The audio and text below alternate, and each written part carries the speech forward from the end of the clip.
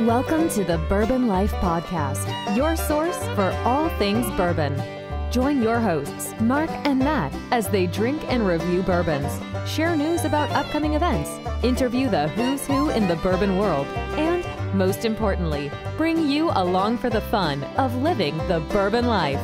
Now, here's your hosts, Mark and Matt. All right, everybody, welcome back for another episode of the Bourbon Life Podcast. I'm your host, Mark, and with me, as always, is my 70s porn star friend, Matt.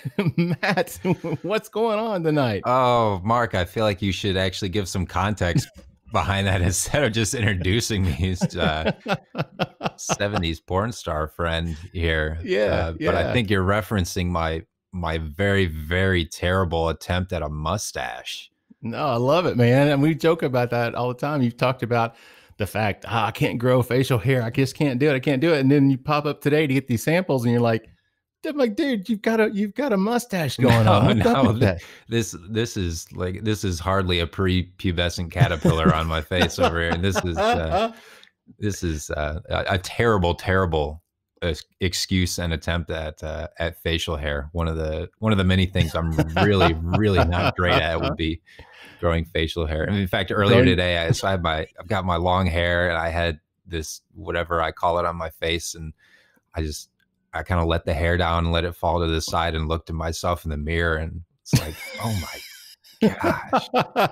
I had a moment where I don't know, something about it. I just was like, oh my word. I'm so glad that I'm in lockdown right now and nobody has to see this.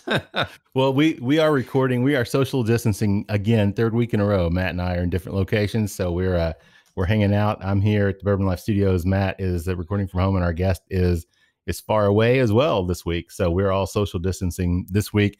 Nobody's together, but Matt, I'm just giving you a hard time. It looks good, man. And you weren't even born in the 70s. So I can't introduce you as a 70s porn star. You weren't even, Matt wasn't even thought about at that point in time, man. So, maybe a 1990s, mid 90s. You weren't even probably born. No, you were born, but you weren't old enough. So no, certainly not. But anyway, so Matt, but I am doing good, man. It's been a great weekend. And I guess everybody will be listening to this. It'll be the day after Thanksgiving. So happy Thanksgiving to everybody. We are still 3 days away recording this, but really looking forward to Thanksgiving. Matt, you got any big plans for this Thanksgiving? You're just going to hang out?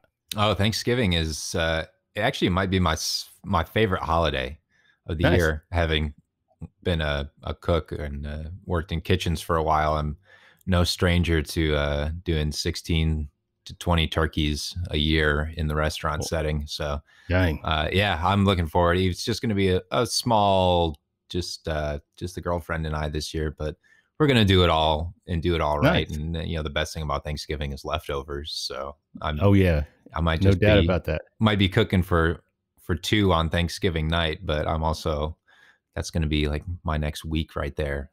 Well, I'm not going to say it, but I am going to say it. Maybe on Friday, especially if you're using the herbs that you pulled out of the back herb garden here, at the Bourbon Life Studios. You might have to drop off a little bit of that just, for a sample or something like that. So, all right, Matt, we probably need to get to the show now that we've talked about your porn mustache and everything else. So you want to go ahead and tell everybody who we have with us tonight? Sure. Do we want to hit up a sponsor first, though? Oh, man, that's right. Gosh, Matt, you're so good at that. I haven't got that on my list and I keep forgetting it. Man, I'm getting old, Matt. See all the gray in my beard over here, dude? That's what you got to look forward to one of these days, Matt. You get old, you forget things, and it's just downhill after that. So. Hey, as long as mine grows at some point in my life, I'll be pleased. All right, so we do need to thank the Stave Restaurant out in Millville, Kentucky. They are just providing some great food out there, and they are open. Kentucky is shut down in terms of in-person dining inside the restaurants, but the Stave has a nice wraparound porch. They've got a tent out front, and cool thing is, man, they built these like 5 or 6 different little fire pits, and they've got all these little logs that are cut as seats that are around the fire pit. So that was really cool. We actually went out there this weekend and sat on the porch. They had space heaters out there to keep it warm. It was actually in the mid 50s, so it was really nice, but we had a great meal, man. The food out there is just absolutely amazing. And they're located right between Castle and Key and Woodford Reserve out there. So if you get a chance, check them out. You can order food online at stavekentucky.com. order the food, and then you can pick that up from them. So definitely check them out because they're a great group of people, and we really support their sponsorship. So yes, Matt, thank you for reminding me about that. And I just realized that I had my volume turned on my phone, and my ring just alerted me that someone's at my front door. Uh-oh. But anyway, yeah. So Matt, go ahead. Tell everybody who we have with us tonight. All right. Without any further ado, we have joining us tonight the head distiller at Taconic Distillery in Stanfordville, New York, Brandon Collins. Brandon, welcome to the Bourbon Life Podcast this evening. Yeah, thank you all for having me on. Yeah, man, we appreciate it. We appreciate you hanging around for that terrible introduction. No kidding. Gosh. Yeah. Just really, trying not to bust out laughing too loud. Yeah, well, I was expecting you to just hit the exit button. So thanks for sticking around. Yeah. It was going to be like one of those interviews, man. The guy just pulls his earplug or monitor off, his microphone out, and he's like, this is over. I'm out of here. So, hey, like Matt always tells everybody in the third round, thanks for sticking around this long. We really appreciate it. But so, Brandon, we've never had the opportunity to meet. I usually like to tell people if I've met our guests or if we have some connections, but we've gone back and forth. We've talked quite a bit on Instagram, I think, which is cool. And I appreciate what you guys are doing on Instagram. But can you just kind of tell everybody a little bit about who you are and how you got involved in the whiskey industry? That's always a good way to kind of break the ice with everybody. Yeah, so like Matt said, I'm the head distiller for Taconic Distillery. I've been there for about 2 years now. I moved up from Kentucky actually about 3.5 years ago. So I was distillery supervisor at Buffalo Trace underneath Harlan for 4 years there. And before that, I was in the food and paper industries. So I have a background in chemical engineering. So that's kind of how I got into the distilling world. Was I had fermentation classes and distillation classes in college and knew I wanted to get in the alcohol industry at some point. But when I was working in Lexington at Jif Peanut Butter, that's when I decided to finally make the swing to it and got a job at Buffalo Trace and never looked back since. Man, that's a really cool story. And for those people that don't know, Jif Peanut Butter, they've got the plant located here in Lexington. That's actually down there. Really. I can walk to the Jif plant pretty casually, and I can definitely tell when they're roasting peanuts and the wind is in the right direction. Yeah.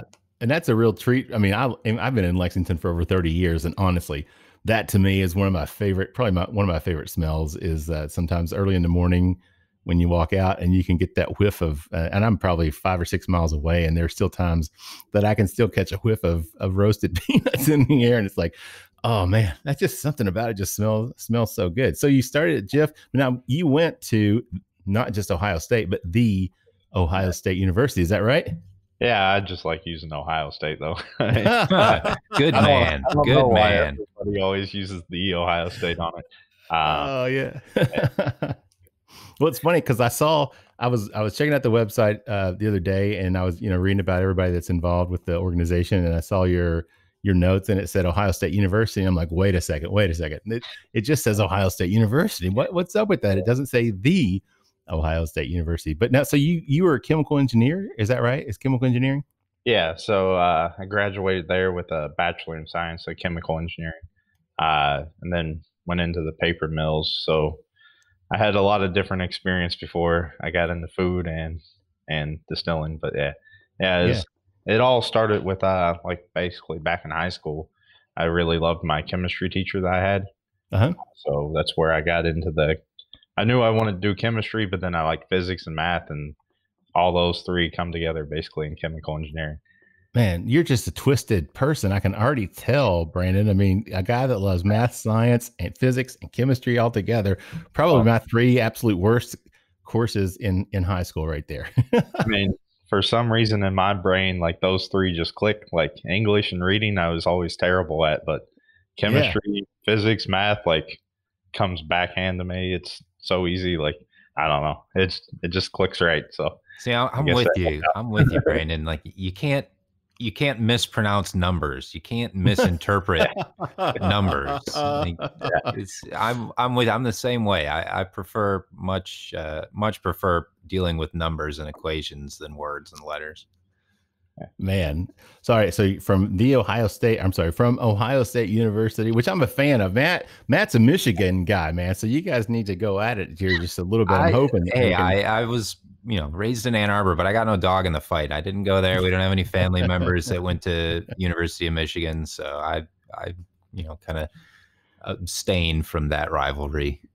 Yeah. So what makes it even more interesting is Paul, our owner, he's a big Michigan fan. Oh no! Oh man! Oh yeah! I'm sure that's got to be great during the season, because there wasn't going to be a season for the Big Ten, and now there is a season for the Big Ten. I've got family, my brother and his wife, and my nephew and niece. They all live in Columbus. And in a former life, here's a Bourbon Life bingo thing for people playing at home. I was a sports agent for a little while and spent a lot of time at Ohio State watching football games. And getting to know some of the football players up there back in the very, very late 90s. It's a crazy experience. I mean, you cannot explain to people what it's like. Yeah. I mean, the football games are insane there. Like, oh yeah, there's nothing else like it. Like, there's over 1 million people that come into town. It's insane.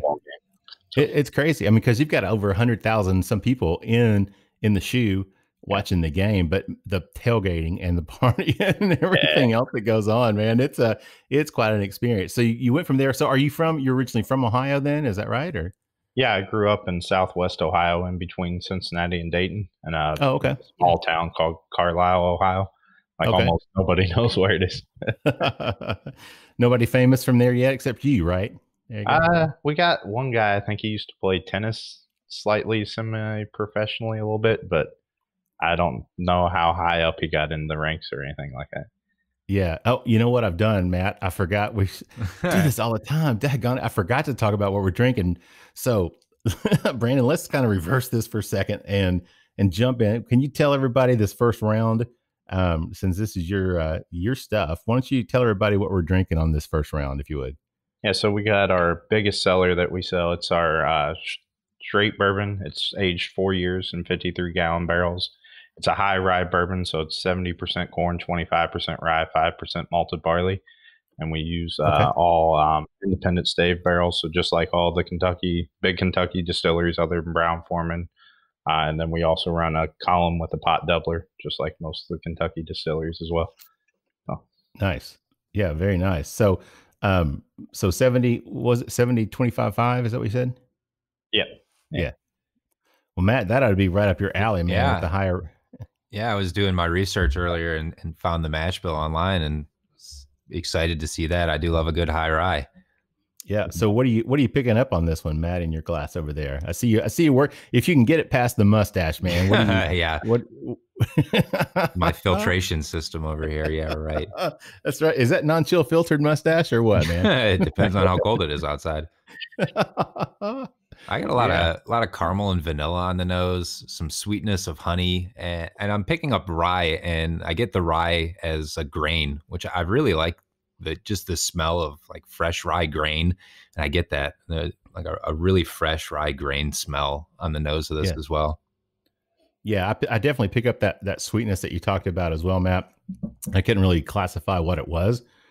For a higher rye, I think I went into this just automatically expecting that I was going to kind of get up that kind of a spiciness, which I do pick up just a little bit, but not as much, I think, as what maybe I anticipated. So now you said this is 4 years. Is that right, Brandon? Yeah. So we just hit the 4-year mark back in May this year. So from there on, we're going to stay at 4 years for everything. And we'll progressively get it over as we can. So great. And this is a 90 proofer. So when people hear that 4-year mark, they're like, "Ooh, bottled and bond." But this is not. It's not 100 proof, but it is a 90 proofer, right? Yeah, we haven't done the bottled and bond yet. We've looked at it this year, but we haven't. Just with everything with COVID, it's kind of hard to release a new brand with the way you kind of have no way of marketing right now. So we've just stuck with our original ones that we've already had. So we have this and barrel strength that's 115 proof. I got you. Yeah, well, that makes perfect sense. No doubt about it. So Brandon, what about you? I mean, this is your product. So what do you pick up when you nose it and when you taste it? What do you get out of it? I mean, I get the typical barrel notes, like you get the caramel, vanilla, everything. Then, of course, you're going to get the rye spice. I usually like to tell people that we distill it at a higher proof, so you're not going to pick up a whole lot of complex flavorings, just because we're a younger age for a bourbon, we distill those higher proofs so it can taste a little better at a younger age. So it's not going to be overly complex, but it's still going to have some flavors and some nice texture in there for it. Yeah, I'm really surprised how, I mean, because I get that rye on the palate as well, but I'm just surprised at how sweet this is. Kind of like a sweet corn. And I've said before, like Frosted Flakes, it's almost like a kind of that grain, the I guess kind of the corn flavor of the grain can still come through. Like Matt was talking about the rye, that he could smell the rye somewhat, and I can taste the corn, but there's a sweetness to it, and it's like a sweet corn. Which is really like a toasted sweet corn, which I really enjoy. Matt, what about you? Yeah, Mark, it was funny as you were saying sweetness of corn and Frosted Flakes. I was thinking the same thing. Like when I take a sip, right from the start, I get like a really sweet, syrupy, a really nice sweetness. Like I'm thinking it's like cornbread with syrup on top, or like yeah, like a corn fritter. But just this really, really nice sweetness. And then it lends its way to that rye that I definitely pick up the rye on the finish and the mid palate with it. But there is like a really sweet, like toasted cornflake or baked cornbread to it that I really enjoy. Yeah. Yeah, definitely. I agree. And you said syrupy, and I agree, Matt. The sweetness does kind of remind me, it's almost like a maple syrupy kind of flavor to me, Brandon. I don't know if you've had other people say that, or if you get that, or.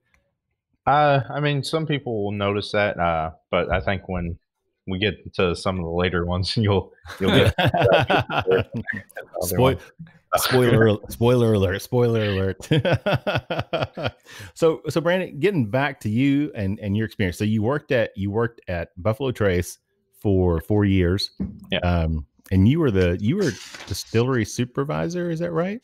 Yeah, so I worked back in the distilling department. So we handled the powerhouse, the dry house, and everything that goes up to the point of the barrel, basically. So once it entered a barrel, we had another department that took care of all that. So I was back there. We had 2 shifts that we was running. So we had a crew of about 26 total, and I was managing the second shift portion of those crew. So I had some of the newer guys that weren't as experienced as the first shift guys, because we just started the second shift right when I started. So I was basically learning hand in hand with those guys, because I kind of got thrown on the second shift after being there for 3 weeks. I said, here, figure it out, have fun. So, oh yes, like thank you so much. I really appreciate that. It's a vote of confidence, though, right? So it's like, well, they obviously thought you could do the job. Yeah, so I really got to learn a lot of different things really quickly. And then we also had different parts of the distilling, which we had the whole experimental still that we ran, and then we had Warehouse X. So I was over top of the data collection for Warehouse X, which we had 150 barrels in that low rick house, and we was collecting data points every 15 seconds on those. We was trying to determine how sunlight, wind, humidity, temperature, and then everything that could affect the barrel, basically. Wow. So how did it come about? How did you end up going from Buffalo Trace and being, I mean, because you're from southwestern Ohio, which, right across the river almost from Kentucky, and went to the Ohio State University in Columbus, about an hour and a half, 2 hours from Kentucky, and you worked at Buffalo Trace. So then how did you end up being like, oh, hey, I think I'm going to move to, I mean, you're right outside of New York City, right? Yeah, so our distillery is about an hour north of the city, but I actually live in Harlem in the city. So do you really? So I commute up 4 days a week to the distillery to run production. And then the other days during the week, like non-COVID time, I was helped selling inside the city. So the whole reason we moved up here was I actually worked at another distillery in between here, but we came up for my 30th birthday almost 5 years ago. Is me and my now wife. We came up. We loved the city. So after about a month being back home in Kentucky, we decided, all right, let's move. We don't have any kids. nothing's strapping us down here in Lexington. So let's do it while we can, even if it's only for a year or two. It took me about a year to find a distilling job up here. Luckily, I found one. So, and then when I was at the other one, they were focused on a lot of different other spirits other than whiskey. I wanted to get back to whiskey, and that's luckily where I found Paul with Taconic and got to do basically everything I wanted to do. And get to live in the city I want to be at. So that's pretty awesome, man. I mean, that's a great story. That is like you just pursued a passion and took a chance and did something, and it's obviously the gamble has paid off. Yeah, especially it seems like this year with, I mean, COVID's not really working out for everybody's livers, but man, it's liquor. Yeah, for the sales are through the roof. Yeah, exactly. For the spirits salesman, this is all right times. So Brandon, you really took kind of a long view on all of this and your future, knowing that you wanted to go into distilling right out of school, and so you did the chemical engineering, and then you went to a paper mill. So, and then to the Jif peanut. So you really you took the long view and put your time in to get your feet and your stride underneath you before you came into the distilling. And I always admire that people that can see what they want to do, and it might not be exactly where they are now, but they can take the experience that they're getting and move forward with it to get where they want to go. And that's really admirable of you to have been able to see that in your future and in yourself, and to really take the steps to get where you want to be. And I'm sure that a lot of the experiences you gained, even outside of the distilling industry, do you see those playing through at Taconic or in your everyday? Yeah, so I mean, luckily with all that different experience, it gives me a lot of different points of view, so I can see things differently than just somebody that worked at the same company for 20 plus years and did the same thing in and out every day. But luckily with Taconic, we're a pretty small team, so we only have 5 full-time employees there. So we're looking at, it's just 2 of us on a day-to-day basis in the distillery that's running production. So it's myself and my assistant. So we're in there every day. So I get to control everything that we're doing, and I'm working on all the maintenance of anything that we have. So luckily with all those past experiences where I got to see how different mechanics worked on different equipment, how they troubleshoot breakdowns, even my dad being a mechanic when I was growing up, I know how to basically work on anything that we got and keep it running ourselves. So it's been a lot of different things that's went into play to help me be what I am now. Now, Brandon, we had Aaron Chepanik from Smoke Wagon on a couple of months ago, and actually during a break, he got up and went and drove a forklift to unload some pallets. So I'm wondering, are you gonna do the same so we can see the multiple the skill, like multitasking? Yeah. Well, luckily I'm at my house and not at the distillery. So if you were right now, yeah, I was gonna say, if you were at the distillery, I'm sure there'd be like 6 other things that were waiting for you to have to take care of while you're doing this. Yeah. So pretty much everybody on our team has to be multifaceted. So like, even like I was saying earlier, I'm doing sales on top of running production and everything. So it's not like we're just doing one task, and just because we're such a small team and a small distillery. So now, do you do the Instagram, or do you have a team, or your assistant, or who? I'm just curious, who does your Instagram? So that's our owner, Paul. He actually does all the Instagram for because I'm going to tell you, man, he's killing it. I mean, he's very involved day to day with everything that we do. He's up there 4 days a week at least. So when we're running production, he's very involved in what we're doing. He always wants to know how we're running it so he can learn for the future, everything. So yeah, that's great. But I'm telling you, it's funny because, you know, I get responses, and you and I've talked personally. I've talked through Taconic, but then also just pictures, man. You've got a lot of fans out there, man. People talking a lot, and that's why we wanted to get you on the show, because, I'm on Instagram. Obviously, the Bourbon Life's on Instagram. We got 43,000 followers, and we want to keep people informed with what's going on. And when you see a brand like yours that's all over the place, with a lot of different bourbon and whiskey people, then you take notice, you know? So, he's always, man, he's doing some great stuff and getting a lot of attention, man. So that's a great thing. Yeah, I think that's where like COVID kind of helped us out a lot this year, is where like we don't have as many like marketing events and stuff like that we can do, but we was already sending out bottles to different people and getting our name out there. And then now that's where people are finding different types of whiskey now. They're just scrolling through their Instagram feed and saying, that's why I want to try. So where can I get it at? So, yep. Yeah, definitely. I agree with that. Well, guys, I tell you what, we're actually at the end of the first round. So let's get some closing thoughts on the and this is called the Dutchess Private Reserve. It's Dutchess County, is that right? Or yeah, Dutchess County is the county Stanfordville's in New York. Okay, that's what I thought. I thought I read that a couple of months ago. That's the name. So this is your straight. I was going to say Kentucky straight. It's not Kentucky straight, but this is your straight bourbon whiskey. So, Matt, final thoughts on the straight bourbon whiskey?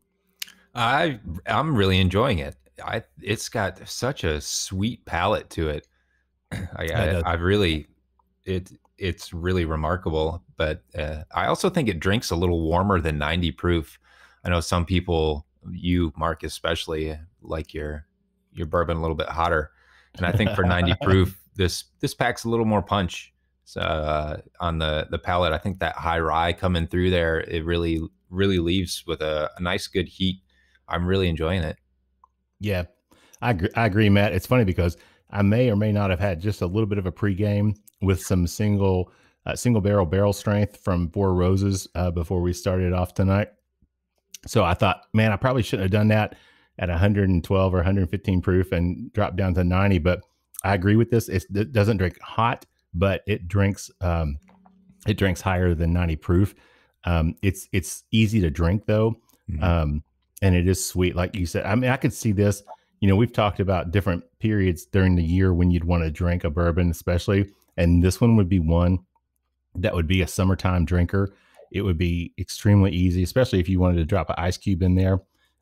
It would almost be, it's kind of weird to say a bourbon would be refreshing, but honestly, I think with a cube of ice in this, it would be a one that would be super easy to drink, and a bottle could probably put a hurting on that pretty easily. But I do like the finish on this too, because Matt, like you said, there is that rye finish, that spiciness, that pepperiness. I get a pepperiness off of it. Mm-hmm. And that really, I mean, it hangs around for quite a while. And this is non-chill filtered, right? So yeah, we don't do any chill filtering.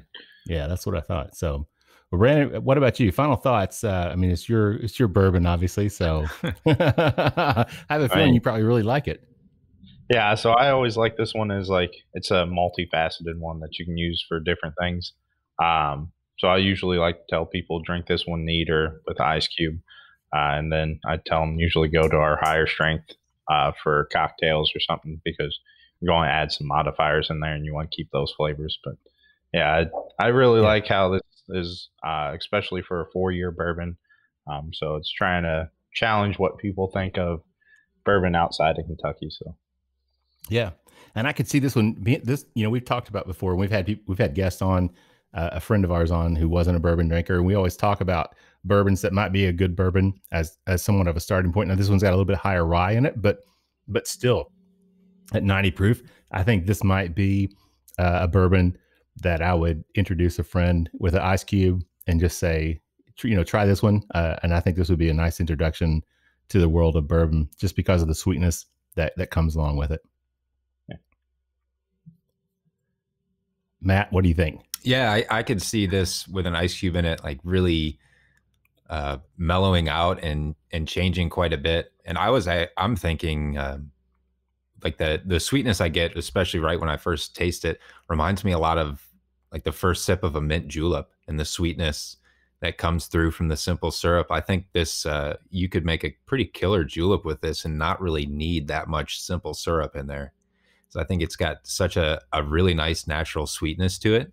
But I think with just some mint, maybe a little splash of simple syrup and the crushed ice, I think you could go places with that right there. Can you see it now? Taconic Bourbon, the official bourbon of the mint julep. What? Yeah, that's right. We also make that label for y'all too. Oh, so, yeah. There you go. During the holidays from Memorial Day to Labor Day, we do the American flag label like that too. So. Very nice. Yeah, I like that. I'm sure people will be like, New York City? What? Yeah. All right, guys, we're going to wrap it up here. We'll get a word from our sponsor, and we'll be back in just a minute with more with Brandon Collins from Taconic Distillery. So everybody just sit tight, and we'll be right back. Hey, Bourbon Lifers. When you're out hunting for those hard-to-find bottles or just enjoying the distilleries of Central Kentucky, you're going to work up an appetite. And when it's time to refuel, we suggest that you visit our good friends Rebecca and Eric Burnworth at the Stave Restaurant. Located at 5711 McCracken Pike in Millville, Kentucky, close to Castle and Key and Woodford Reserve, the Stave Restaurant is just off the beaten path, nestled on the banks of Glens Creek. Chef Jonathan Sanning prepares amazing food each day featuring an elevated Kentucky-inspired cuisine. You can take our word for it, the food alone is worth the trip to the Stave. With a full-service bar, great bourbon flights, and signature cocktails, the Stave is the perfect place to catch up with friends after a fun-filled day of touring the local distilleries. And you can even purchase bottles of bourbon to take home with you while you're there. Make sure to follow the Stave on Instagram and Facebook at The Stave Kentucky, or visit them online at thestavekentucky.com to stay up to date on everything that's going on. The Stave Restaurant is a bourbon lover's paradise, right here in the heart of bourbon country. All right, everybody, welcome back for round and or session 2, whatever you prefer to call it, of the Bourbon Life Podcast. I'm your host, Mark, and with me, as always, is Matt. You just look up at me, man, with that stash, and I just wanted to come up with it's my co-host Dirk Diggler. Hard, yeah, right. God, I'm so glad that this show is audio only.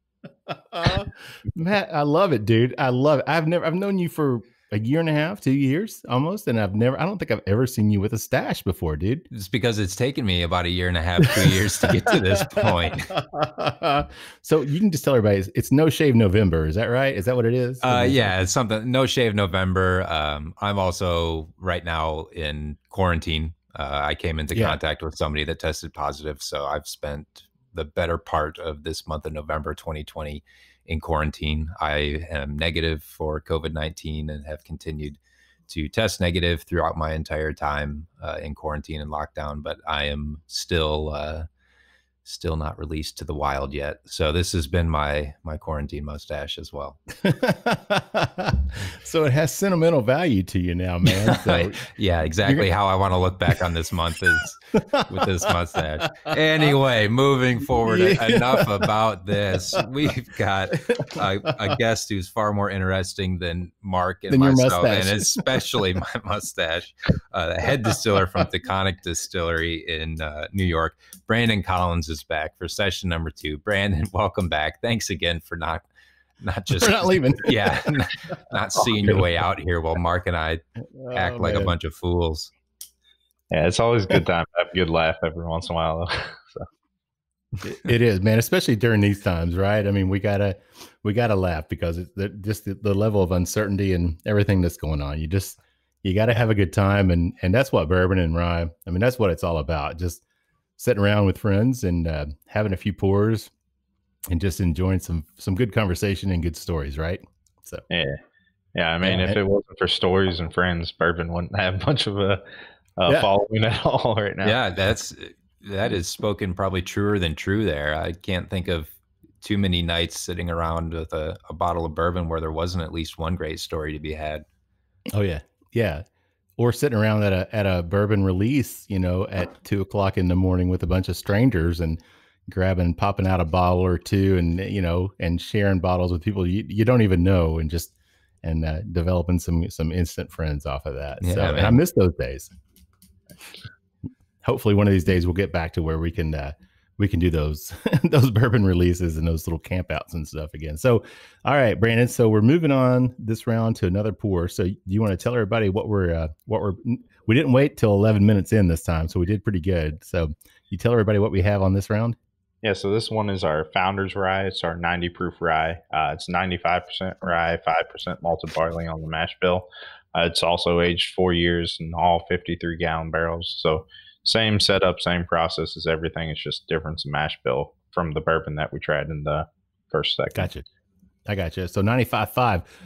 What drove the decision? Because a lot of people, I guess you get the 95.5 that a lot of people associate kind of with the MGP or the, you know, the Indiana rye. And then you think of a Kentucky rye where it's just barely legal. You just get to that 51% rye. So what drove the decision for you guys to hit that 95.5? So when Paul first started the distillery back in 2013, he first originally sourced some barrels from MGP. So that's kind of how the recipes kind of developed in the beginning. And then they started realizing how well the brand was taking off. So he started distilling his own. So we had our own barrels being distilled away, being packed away until it could come up to age, and started slowly transition away from the MGP into our stuff now. So that's where all the mash bills kind of came from, was just using those and kind of making sure everything stayed pretty equivalent to what people were used to, and didn't make a sharp change or have everybody hate it all of a sudden or whatever. So. Yeah, it's like, yeah, that would be a big shock for, I think, for people that became fans of a 95.5 rye and then switch it over to a 51.25 or 51.30 or 51.40 or whatever, and have people be like, wait a second, what is this? Yeah. But the good thing about, like, I think with our rye is we distill at that higher proof, like what I was talking about a little earlier. So it's not as harsh of a rye as what you would expect a 95.5 probably. Yeah. Because I've had, and I don't mind that. I will say that I don't necessarily mind it because I like a higher proof. And I think along with the higher proof, I really like sometimes when a whiskey will just kind of kick me in the teeth, you know, when you take that taste and it's like, oh, you know, it really kind of lights you up.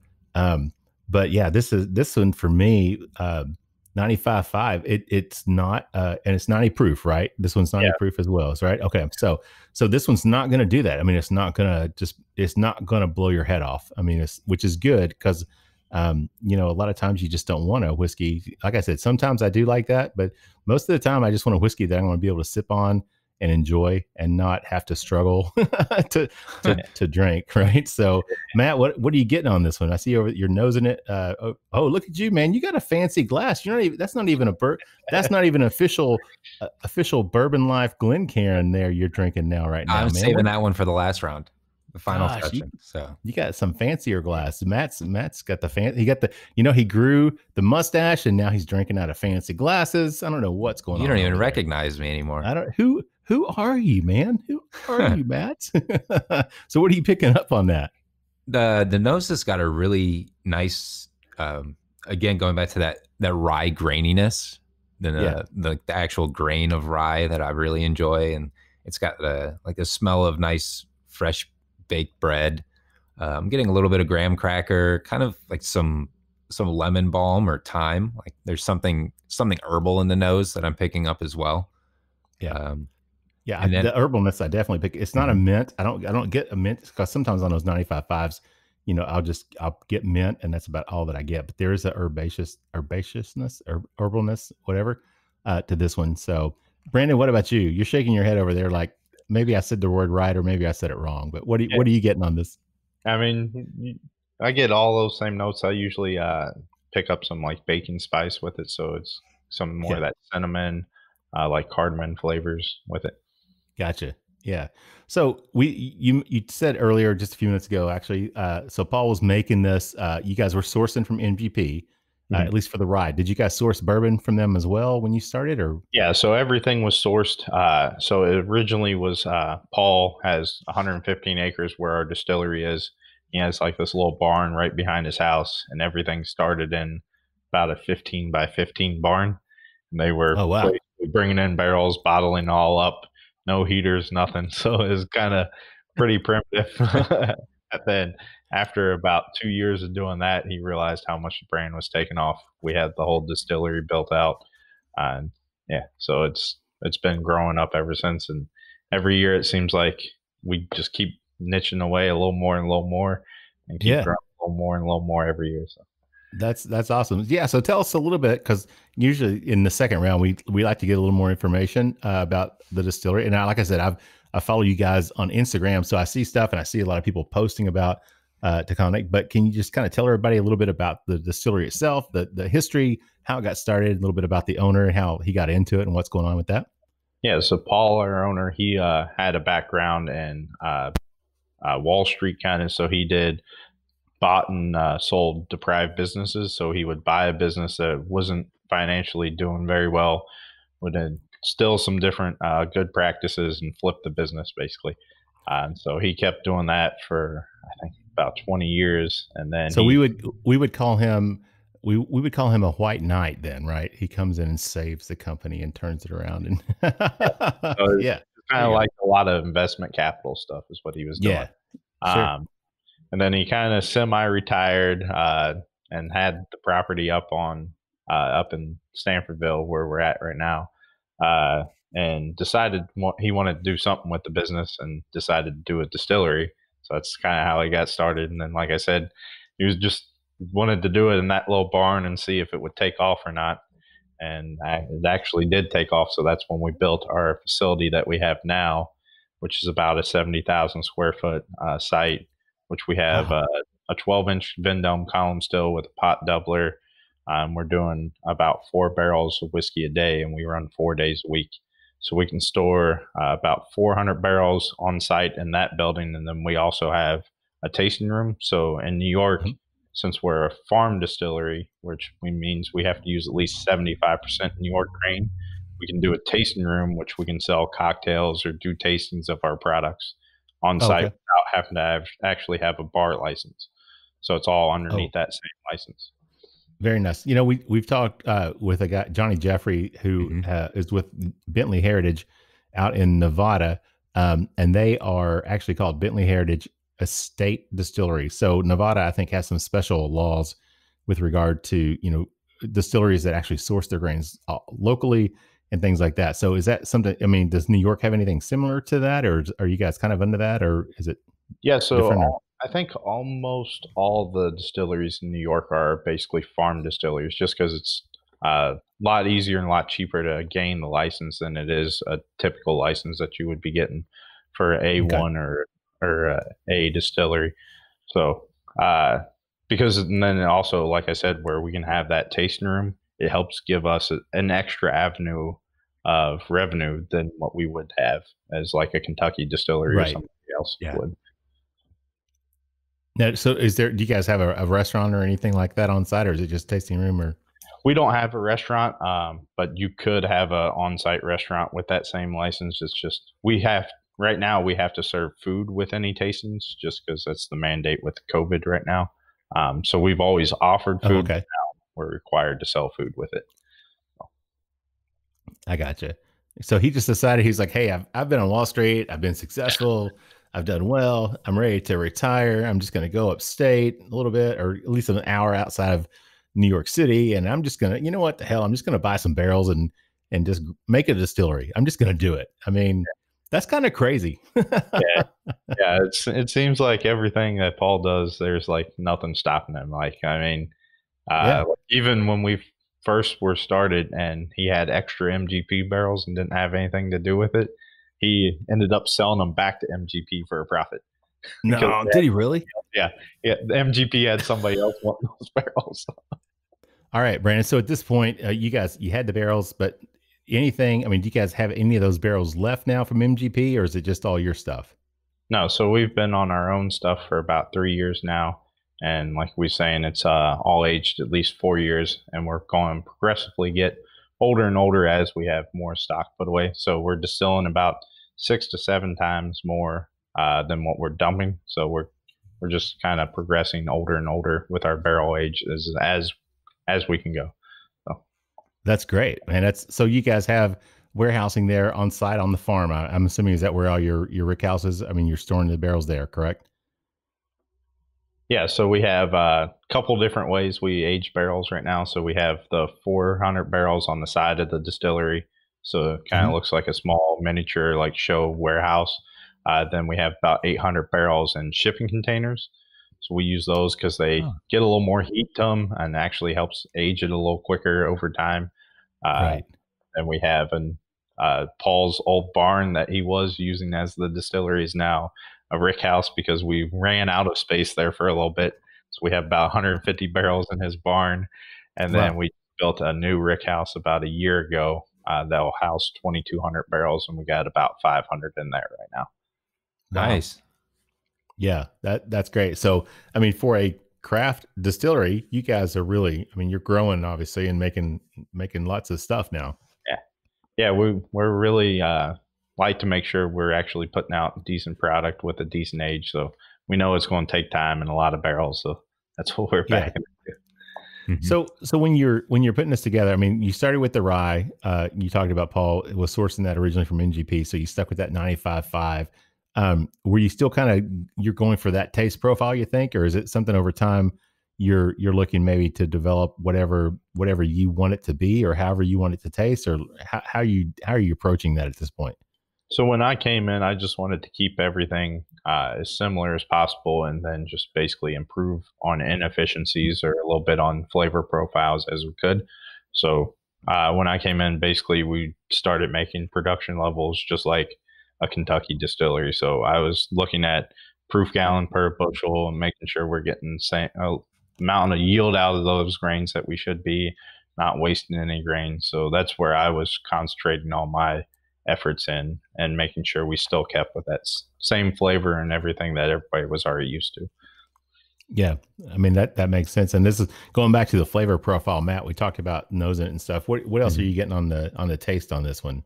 It's so going back, and after it's opened up in the glass a little bit, the nose, I'm getting a lot more marshmallow and more oak coming off. It's almost like campfire oak and marshmallow. But I'm blown away with a couple things on the palate, and that is, again, how sweet it is right on the front of the palate, and then how minty I get. This is, to me, it's just like bursting with mint and spearmint, and then it's got that really nice peppercorn and some other spices as well. The cardamom comes through that you were talking about in the palate, but I can't get over how much mint I get off of this.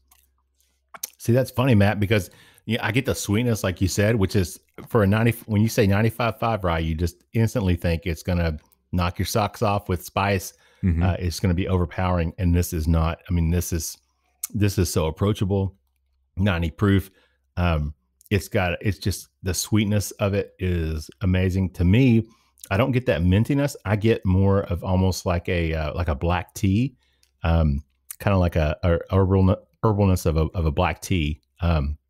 So I don't get that mintiness, but I understand what you're saying, Matt.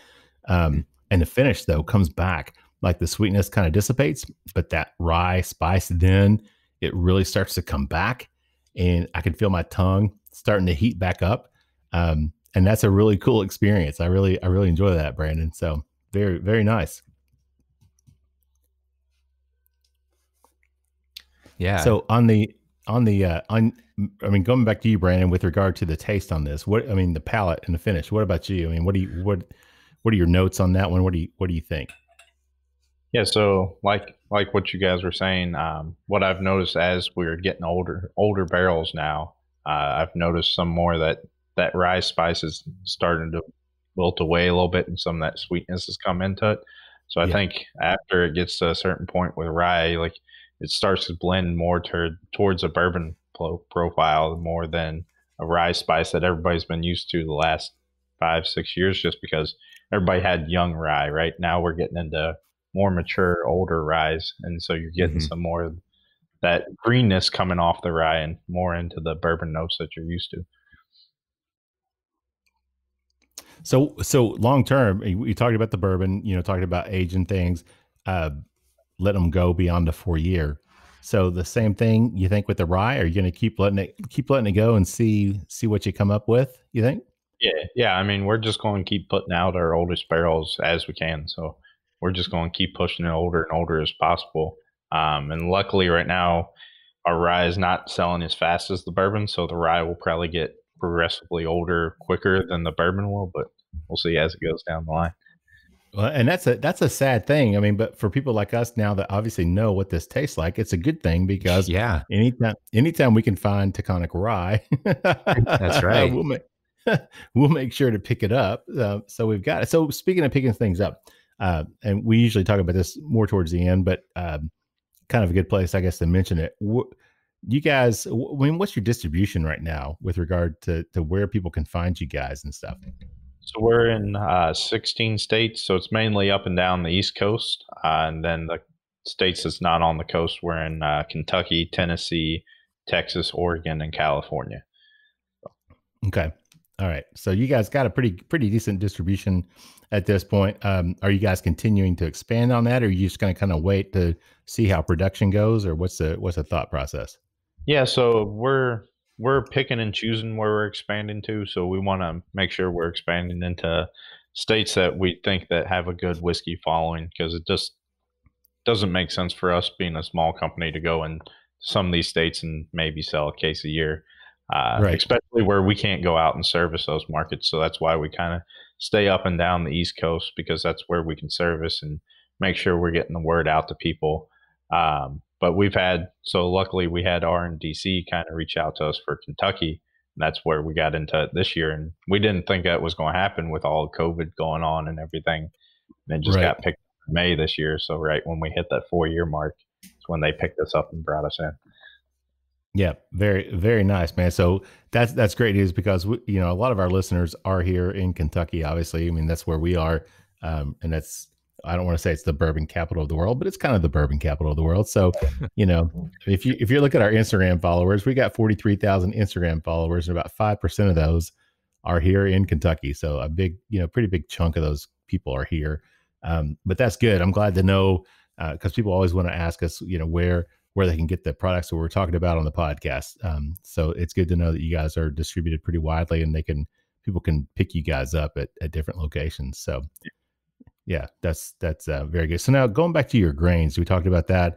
Are you guys source your grains there locally for the most part? So everything comes in about an hour drive radius from us. So all of our corn and most of our rye comes from one farmer. He's about 6 miles from the distillery.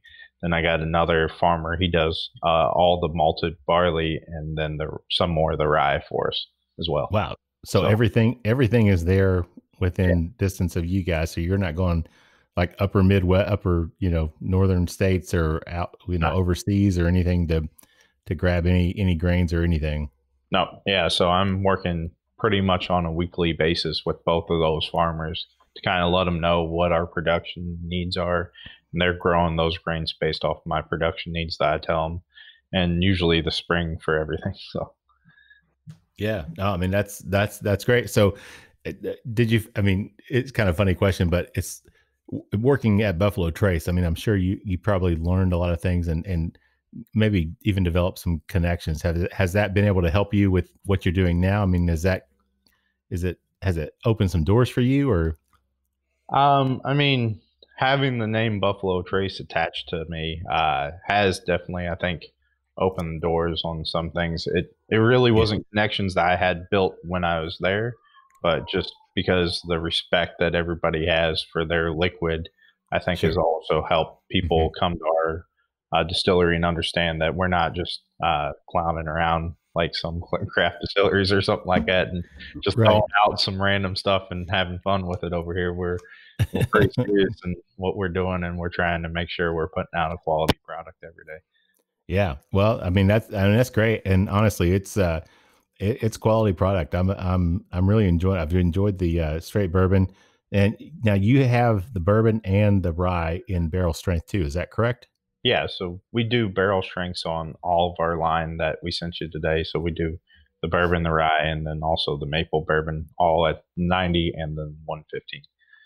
Okay, so those come in around the 115 mark. Is that right? Yeah, the barrels? yeah. So they're usually a little higher, but we proof it down to 115. Oh, so you do proof down. Okay, all right. So it's not like straight out of the barrel and uncut.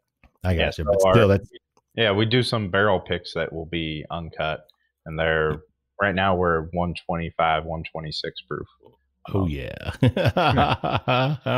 Matt, we're going to New York, man. You don't have to twist my arm. There you go. All right, guys. Well, I'll tell you what, we're actually at the end here of round two. So final thoughts on the rye. Matt, what do you got?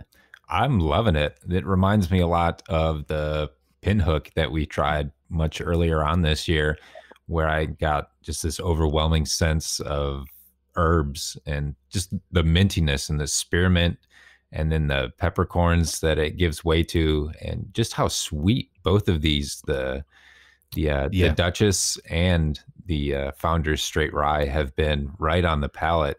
I don't know if I've tasted anything, any bourbon or rye that has quite the sweetness on the palate. I think you've done a really, really great job with these, Brandon. Yeah. No question about that. I agree with that, Matt. I mean, to me, it's this one again.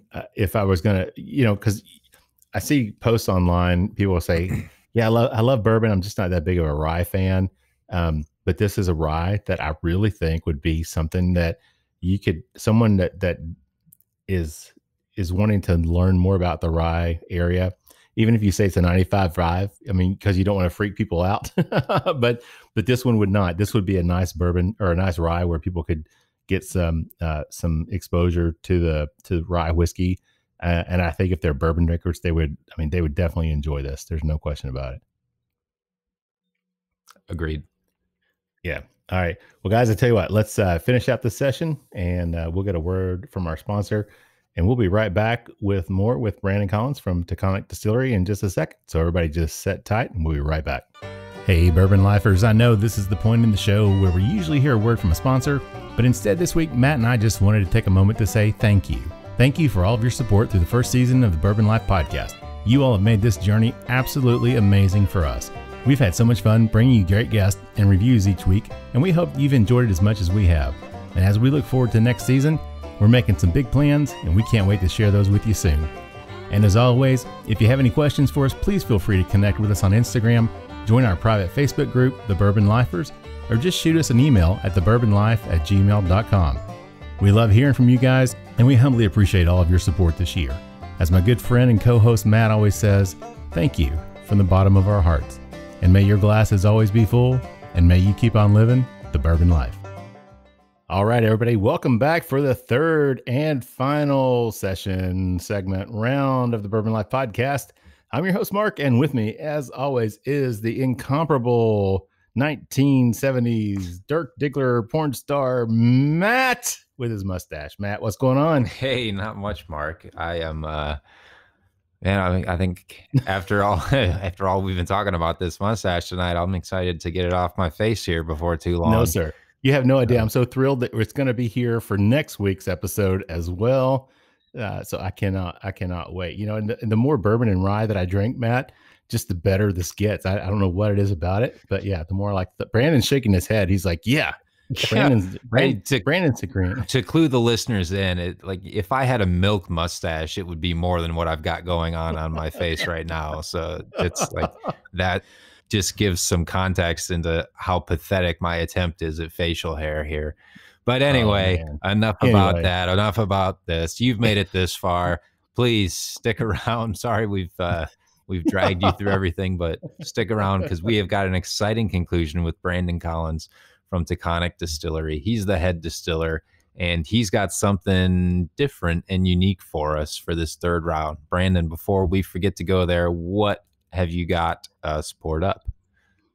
So this last one is our Double Barrel Maple Bourbon. So it's our straight bourbon that we take. We take those barrels, we send them to a local maple syrup supplier. They age some maple syrup in it for 6 months. We get those barrels back, and we put the bourbon back in there for 6 more months. So it gets just what's coated on the inside of the barrel. So it picks up some nice maple flavor, but still packs that bourbon punch that you're expecting. So it's not overly sweet like what you would think of maple bourbon. All right. So it's barrels that you guys have had bourbon in. Yeah. You drain that, you take them, you send those, and then they put maple syrup in those barrels. Yeah. And then they take that out and send them back, and then you put bourbon back in those. Okay. Yeah. All right. So it's our full year bourbon goes back into it for 6 more months. So it's a finished bourbon. Okay. So, yeah. So it's finished bourbon, and it's 4.5 months old, basically, or sort of yeah. 4 years. It's 4 years. We're just gonna say 4 years. All right. So that works. And yes, Brandon, we appreciate the fact that you have not left us yet during our recording session. As much grief as I've been giving Matt, and Matt knows I love him to death, man, like a son. So wait, no, like a little brother, no, or something. But yeah. Anyway, Matt, I like the mustache, man. So I just like giving you a hard time. Thanks, you know Mark. that. I appreciate that. Yeah, you got it. All right. So, so Matt, what are you getting on this one, man? Well, let me get a chance to really go at this one. Brandon, what do you do for when you're doing batches? How many barrels are you doing in your batches? I can only assume it's a fairly small number. Do you have so you would be surprised at how much we sell this. Okay. Oh, wow. All right. So we do a batch usually once a year. It's usually in September when we release these. So this September we released it. We did 32 barrels. And we are down to 12 barrels now, and it's only November. Wow. So we've sold about 20 barrels of this in the last 2 months. Wow. So we're looking at doing another batch here soon, just basically make sure we keep it on the shelf year round, because it's used to be we did 32 barrels, and we would end up about a month before the next release that we'd run out. But this year, it seems like everybody's been buying them, and it's been flying out the shelves. So it's all those COVID people at home drinking, putting their livers at risk. Hey, if it's got anything to do with breakfast on it, you can have it before 9 a.m., right? Oh. Yeah. So we actually the maple syrup that goes into the bourbon barrels, we bottle that up and sell it as well too. So you can buy that on our website, and it ships to any of the states. No, seriously. Yeah. Oh, damn, man. My wife was so sweet. She made me pancakes this morning, gluten-free pancakes. And then I have this weird habit, and a friend of mine, an old roommate from college, he used to take fried eggs and put them in between the pancakes. And I know that sounds crazy. So it's a sunny side up egg in between. So when you cut your pancake, not only do you get pancake, but you get egg, and the gooey, the yolk breaks. Anyway, and we had, we use real maple syrup, which I love, but I cannot imagine what that would have tasted like this morning to have a maple syrup that's been finished off in a bourbon barrel. Holy cow. Yeah. So usually, like where we was talking about Instagram, most people post for us for like Taconic Tuesday, and then they'll do the maple syrup on Saturday or Sunday morning. Oh yeah. Oh, nice. Yeah, there's a guy on Instagram. He was on our show actually earlier this year, Bill Bender. And every year Bill makes a stack of pancakes, and he calls them stag cakes. So he actually takes George Stagg, the full, not the junior, but the regular bottle, and he'll mix that in his batter, and he makes this huge stack of pancakes. So I can just imagine what a stack of his stag cakes with some bourbon maple syrup would taste like. That would be freaking awesome. All right, Matt. So you've had a chance to give it a nose here. So what do you get on this? That's right. I haven't had a chance. I get a lot of coffee coming off the nose. Do you really? Yeah. I'm picking up coffee and like dark chocolate or like a cocoa chocolate. Yeah, I can. Yeah, now I get that. Yeah, I agree with a dark cocoa. I get a sweetness, but I also get that. I see what you're saying there. But Brandon, you said I think that we'd be kind of surprised, and I am kind of surprised because I was really fully expecting to smell this and be like, oh, that smells like maple syrup, or it smells like it smells really super super sweet and syrupy, and but I'm not getting that. I don't get a super sweetness off of this. I mean, I can still detect the fact that this is a bourbon. And I've honestly, in the past, I've not been a huge fan of finished bourbons. It's just something that doesn't set well with me, but it's just not in my palate. But yeah, I'm really happy. I love it when I can get a finished bourbon and I can still smell and take, the bourbon, the underlying notes of what the bourbon actually is. So it's not disguised by whatever's been finished in. Yeah, so that was this is like a real New Yorker kind of bourbon, pretty much, because we're up here in the maple syrup area. Sure. This was kind of ode to New York, but still keeping with the tradition of bourbon with it, pretty much is what this one is.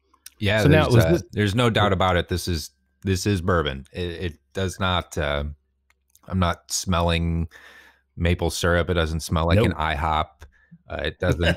It doesn't. It's so, and I'll go ahead and kind of break into the palate on this one since we're talking there. But it's got a really, really thick mouth on it. It coats the tongue. I'm looking at my glass. It's like hanging on the side of this thing Yeah, for it all is. it's worth. It's just got this really, really thick, like velvety coating to the mouth. And I pick up the maple on the palate of it. The sweetness is coming through. I think that the second barreling is coming through because I'm getting a lot more of the oak and the maple and the wood. Like it all plays together really well. It's got that sweetness that I tasted from in the first round with the Dutchess Private Reserve, but it's actually a little more subdued. I'm surprised. I was expecting to think that it Yes. was like sweeter and more syrup like, but I think it actually has a more round and not as like punch on the tip of the tongue sweetness. It's like a more full palate sweetness. Dang it, dude. I was just going to say, it's like, it's so crazy because it's sweet. When we talked about the Dutchess Reserve and the fact that it was sweet, and this one has that same kind of sweetness, but it's rounded, like you said. It's weird to try to describe it like that, but I agree. I was going to say rounded, Matt. It's just it rounds off that sweetness. But it doesn't, it's not like that maple syrup comes through and it's not like maple syrup. It's not like drinking maple syrup. It's a sweetness from the bourbon. But the finish on this rounds that sweetness off really well, Matt. So I'm so happy you said that. I mean, you're the bourbon expert on the show, right? I'm just here to host. I don't know about that. I think you're there you go. So, but yeah, Brandon. All right. So I have to admit, I'm really shocked because I will tell you, my wife, I mean, she drinks bourbon. She enjoys it. She likes Eagle Rare. She likes some other things. She's also a very, very big fan of a, well, I won't say where it comes from, but it is a salted caramel whiskey. So, it's just like overly just way, wow. I mean, this is not whiskey. This is just somebody that, it's like Fireball. I mean, it's just like, somebody's pumped a lot of sugar and stuff into this whiskey to make it taste what they want it to taste. So when I was thinking about a maple bourbon, I'm like, okay, this is going to be like overwhelmingly maple, and it's not, dude. This is, I'm really surprised, Brandon. Yeah. So we like to use this one a lot in like Manhattans or old fashions because they don't have to add the extra sugar into it or anything. Yeah. And it's like the bourbon. I mean, Matt had talked about the fact that it kind of drinks, because this is 90 proof as well, right? So is that right? Yep. Yeah. So we do the 90 and 115 also on this. No, do you really? Yeah. Oh, damn. I'll have to get you guys some of the higher proofs. Brandon, we're gonna have to talk about these high proofs, man, because I'm like, yeah, no kidding. While everybody else is like waiting in line outside of liquor stores for Pappy, I'm gonna be waiting in line for the barrel proof double maple here. Seriously, Brandon, I'm really surprised because I hadn't cracked the bottles. I wanted to wait to do this tonight with you, just to give an honest review and an honest opinion. And I was just it's funny because in your mind you just get these expectations. And like I said, I'm not a finished bourbon fan for the most part, but man, this just does not drink like what I would call a finished bourbon at all. I mean, it drinks like a bourbon that's been round, like Matt said. Just that was my description in my head. I was thinking of was just it's a bourbon that's been rounded out. The sweetness has been rounded off. You do detect a little bit of that maple, but I even pick up more of the rye because this is your mash bill 25% rye. Is that right? That's what you said, right? That's so I actually detect more of the rye on the finish on this one than I did on your bourbon. Yeah, I think it's where that extra little bit of sweetness from the maple helps kind of like play with your profile, that you're picking up some more of that spiciness. And with that spiciness, it also makes it not seem as sweet, right? So, yeah. So was this your idea to do this, or how long have you all been doing the maple barreling? So this is our 6th release, so 6 years now. Oh, all right. So this they was doing it before I was there, yeah. So Matt, we've missed out on 5 previous ones. Damn it. I know. I feel like I'm an idiot, like coming late to the party here, but I guess better late than not at all. So Brandon, on the barrel strength releases, I mean, do you have these released at a certain time, or are they all at the same? I mean, how do you do your releases on everything? So pretty much everything other than the maple is released pretty much as we get orders. So if we get orders for barrel strength, we'll bottle barrel strength versus 90 proof. The maple, we do one release a year. So we have a whole bunch of barrels and we'll just pull them as we need barrel strength maple or 90 proof maple. Like I said, this year we're running through the maple pretty quick. So we're going to have to probably do batch 6.5 like here in the next couple of months. Yeah. I can see what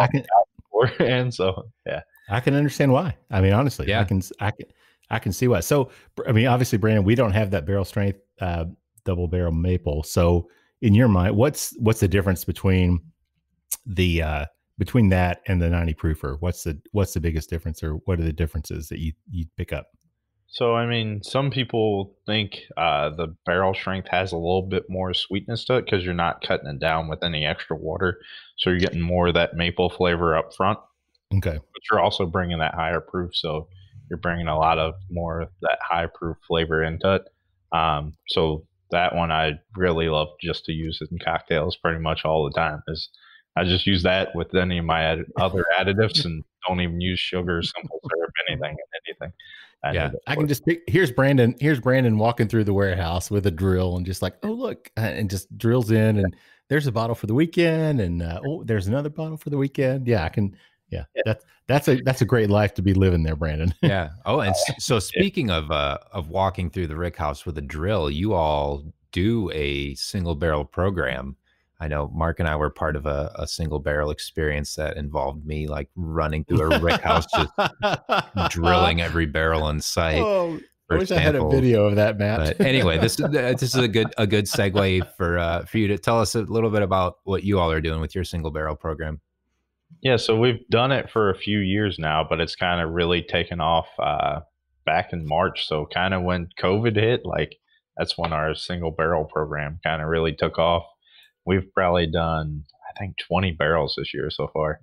So we keep running them up as much as we can. And with everybody, they're starting to hit this maple a lot now. So I'd say probably half of our barrel picks have been the maple bourbon just because everybody loves it so much. Oh, way. You're doing the maple single? Wow. Dang. But now you talk about generous. And so, but that's at barrel strength. Is that right? I mean, that's actually like, when it comes out with the maple, just because you're picking up the sugar and everything, it's coming down in proof to where it's like 116, 117 proof. So we water it down to the 115. Yeah. Okay. So even on the private picks, you're still going to water that down a little bit. For the maple, yeah. Everything else we just do, we'll do whatever proofs that we have. So. Gotcha. Very nice. Man, I still can't get over. I'm really surprised, Brandon. I mean, like I said, not a finished bourbon fan, but goodness gracious, Matt, you're grinning over there with that porn stash, dude. Yeah, so. Look, hey, I'm just like running through the logic here. Your single barrel program like really started to take off at the beginning of COVID when like all the lockdowns started happening. So everybody was like, well, I can't leave the house. Hell, ship me the whole barrel here so that I don't have to go anywhere and I can just sit back and drink this until we have a vaccine. That's where I think the logic came in this. People were just like, yeah, give me the whole 53 gallons. Yeah. Well, you know, the Bourbon Life, we've not officially done a barrel pick yet, Matt. I mean, we've been on some barrel picks, but we've not done one yet. So I'm thinking, you know, that double barrel maple might not be a bad place to start. Yeah. Holy cow. We'll get you all some samples for it. there you go, man. We might have to talk about that. That's really good. So, all right. I mean, I hate to say it, we're getting kind of close to the end. I want to make sure we cover everything. So, Brandon, what's coming up for you guys? I mean, what do you guys got going on? You got anything special coming up? Anything going on with the distillery itself or special releases or anything? Yes. So we'll have a bourbon cream, hopefully the end of this year, beginning next year coming out. So it'll have more of that maple in there. So we're doing cream, maple syrup and bourbon with that one. So it'll be kind Nice. of ode to this maple bourbon. But then we also have some different whiskeys coming down the line. So we're working on a malted whiskey and a wheated bourbon that'll be coming out over the next couple years. So those ones I got to play around with the grain bills a little bit and have some fun with it. And I think it'll really challenge what people expect from a malted whiskey and then also a wheated bourbon.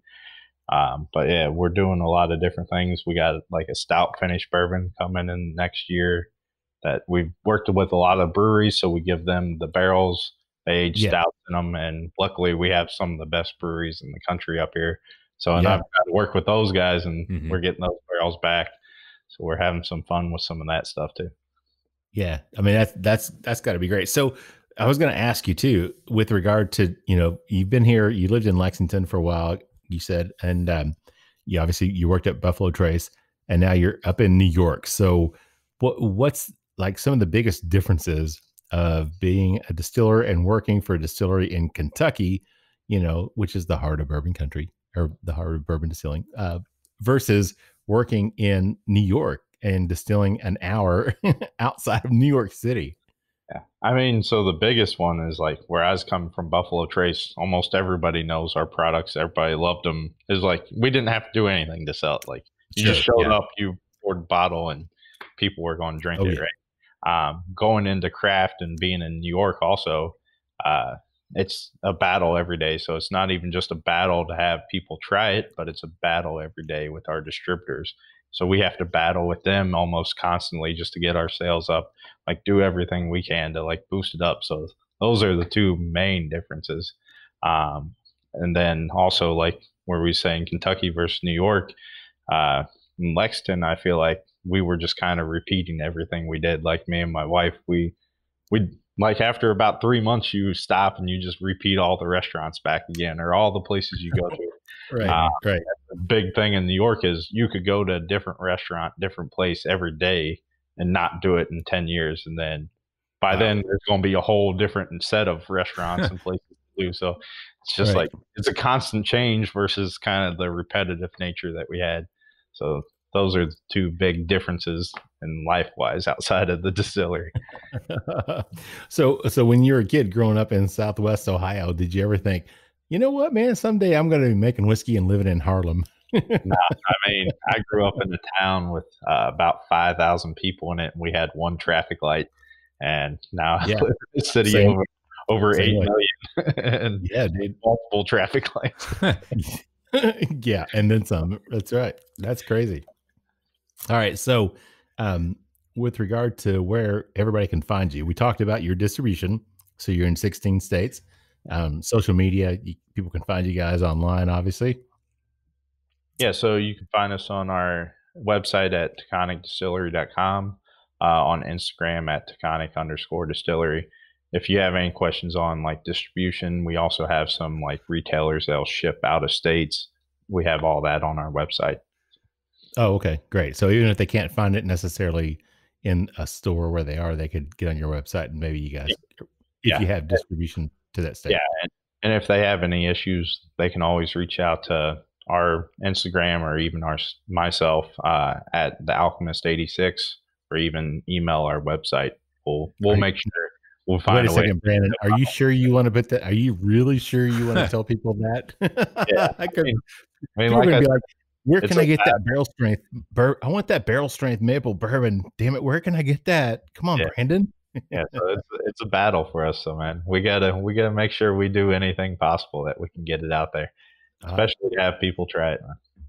No, I understand it. And like I said before, man, you guys are doing a great job on Instagram, social media, a lot of awareness out there, a lot of people sharing your stuff and talking about you guys. So, I mean, that's awesome. All right. So before we wrap it up, final thoughts, Matt, on the Double Barrel Maple Bourbon. I think on everything we've tried tonight, all Instagram and social media and marketing aside, I think the proof is in the bottle.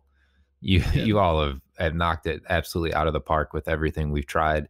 The Double Barrel Maple Bourbon, holy smokes, it's so good, so unique, so well rounded. This is, as we especially coming to the holiday season here. Like I'm going to do everything I can to chase down a couple of bottles, because these are Christmas presents without a doubt. So you all have really, really done a great job. Brandon, I'm excited to see where your products keep going as the age keeps coming, and with everything else that you all have in the works. I think you definitely have given reason for people to look out for your products and to support everything that you've done and put into the bottle. You've done a great job. Thank you, man. Yeah, I agree with that, Matt. And my final thoughts. Look, I'm pouring another drink. Matt's laughing at me. Matt, this is another episode where I've double poured everything that we've tasted tonight because it's been that good. So, yeah, Brandon, honestly, I just can't get over it. I'm just shocked. I mean, I don't know how else to say it, man. I did not expect this from a finished bourbon, a maple finished bourbon. So, holy cow, dude. Thank you, man. Yeah. Oh, you're definitely welcome. All right. So before we wrap it up and get out of here, Brandon, is there anything else you want to share with our listeners? Anything else you want to say or add to what we've talked about? No, I mean, I'd just like to thank you all for having me on, and it's been a great time tonight, and I'm glad you guys really enjoyed our whiskeys that we had for you. Oh yeah, man. Mm-hmm. No doubt about it. We're going to have to revisit this with barrel strengths. There's no doubt about it. We'll have to have an episode 2. Yeah, we'll definitely make that happen. We can maybe even throw in some of the other finishes that we got for y'all. There you go. That sounds great to me. Matt, what about you, man, before we wrap it up? Yeah, that sounds absolutely delightful. So yeah, thank you, Brandon, for being on the show with us. And even though everyone else is just listening to it, you've actually had to put up with looking at this terrible mustache on my face. So thank you for, I love it, Matt. I love it. Thank you for that. And to all our listeners, just thanks for the support, and be safe out there, everybody. Enjoy your holiday season if you're listening to this when it's coming out day after Thanksgiving. I hope you all had a great Thanksgiving if you're listening in America and you're celebrating Thanksgiving. And just be safe, and thanks everybody for the support. Very well said, Matt. And yeah, so I again, Brandon, thank you so much for being with us tonight, man. We've really enjoyed it. Like I said, I've seen your stuff on Instagram, social media, and have been very curious, man. So I'm really happy to finally get to sit down with you and talk to you and share what you guys are doing up there. So it's very good. I mean, there's no other way to say it, man. it's really good what you guys are doing. So congratulations on that. And hopefully one of these days we'll be able to do a round 2. Yeah, and, round 2, and then maybe after all this craziness is over, y'all can come up and see the distillery sometime. Oh man, that would be great. I cannot imagine Matt in New York City with that stash and that hair. I mean, goodness gracious, come on, can you imagine? Wow, people be asking for his autograph. Like, wait, aren't you? Wait, you're somebody. I know you're somebody. You're Rob Lowe. No, wait, no, you're not Rob Lowe. Trust me, I'm nobody. But yeah, Brandon, we really appreciate it, man. I mean, it's been a good time, and we've really had fun tonight hanging out with you. And obviously, I've been drinking quite a few extra pours of what you guys sent us, and we appreciate that as well. And before I wrap it up, I do have to thank our sponsors, the Stave Restaurant out in Millville, Kentucky. So if you guys get a chance, check them out. The food out there is just absolutely amazing. Chef Jonathan Sanning makes some amazing food out there. Like I said, I was out there this weekend and just had a great time, and the food's just amazing. And they're still serving. You can eat there at the restaurant, or you can order it to go if you'd rather do that. You can check them out online at thestavekentucky.com. I got it right, Matt, thestavekentucky.com. So check them out. And you won't be disappointed. I promise you. So with that said, I'm going to wrap it up, send us home with our tagline, which is, may your glasses always be full, and may you keep on living the bourbon life. Thank you for joining us for this week's episode of the Bourbon Life Podcast. Our mission at the Bourbon Life is simple: to share our passion for all things bourbon with you every week. And we'd really love to hear your thoughts on how we're doing. You can find us on Instagram and Facebook at The Bourbon Life. You can also contact us by email at thebourbonlife@gmail.com. And you can always find us on your favorite podcast platform. If you have a moment, we'd love it if you would rate us and give us a review. So until next week, we hope your glass is always full and that you keep on living the bourbon life.